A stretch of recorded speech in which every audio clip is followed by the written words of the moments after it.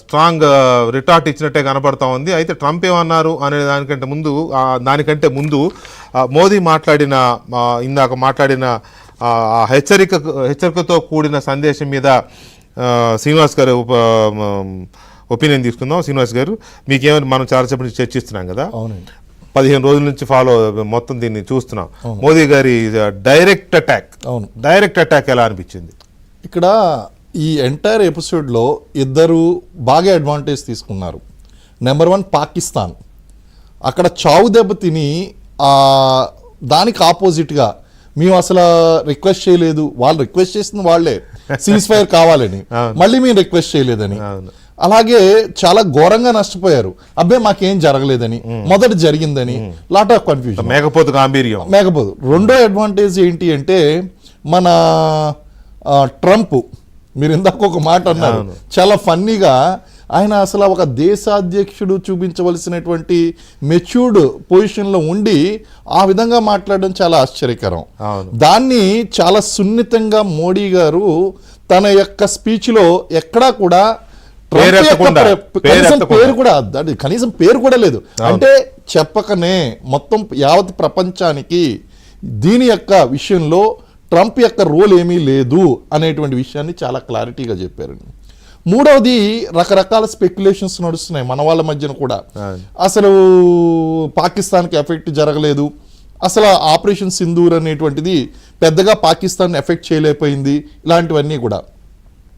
అసలు ఇది వార్ కాదు, వార్గా చూసేటువంటి వాళ్ళకి మనం పాకిస్తాన్ మీదకి వార్కి వెళ్ళలేదు. మొదటి నుంచి కూడా చాలా క్లియర్గా ఉంది, ఉగ్రవాద స్థావరాల మీద దాడి చేశాం, పాకిస్తాన్ మీద కాదు. లేదు, అది కాకపోయినా ఉగ్రవాద యూనివర్సిటీస్ అని చెప్పేసి ప్రపంచానికి ఉగ్రవాదులు సప్లై చేస్తున్నటువంటి ప్రాంతాలని మనం ధ్వంసం చేసాం.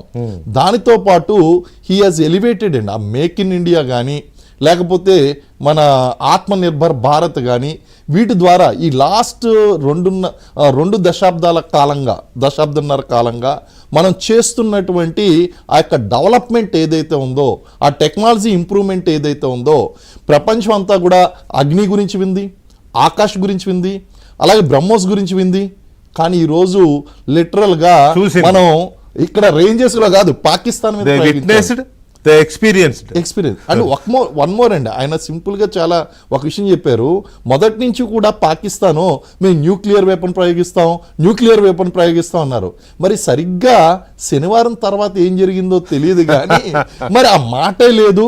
అండ్ యుఎస్ నుంచి ఒక డిపార్ట్మెంట్ ఆఫ్ ఎనర్జీ నుంచి ఒక ఫ్లైట్ అక్కడికి వెళ్ళడం పాకిస్తాన్కి.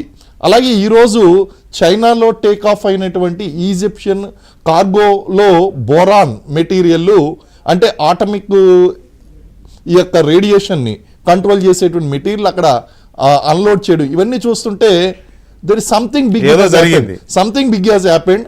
దాంతో కాలబేరానికి వచ్చింది. బేరానికి వచ్చే తర్వాత మళ్ళీ ఈ యొక్క ఇన్ఫర్మేషన్ వార్ఫేర్లో, ఈ ప్రోపగండాలో మేము అసలు దీనికి రాలేదు అనేటువంటి విషయాలు చెప్పడం, వీటన్నిటికీ కూడా అన్నీ కూడా ఏం చేసాం, ఏం జరుగుతుంది అండ్ ఫ్యూచర్లో ఏం చేస్తాం, మేము ఖచ్చితంగా POKకి కట్టుబడి ఉంటాం.